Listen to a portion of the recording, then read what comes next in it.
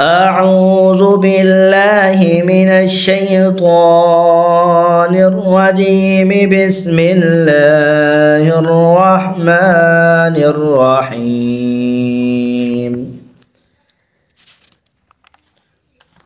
ألم تر كيف فعل ربك بأصحاب الفيل؟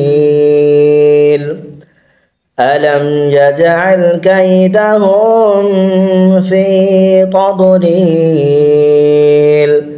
وأرسل عليهم طيرا أبابيل ترميهم بحجارة من سجيل فجعلهم كعصف مأكول.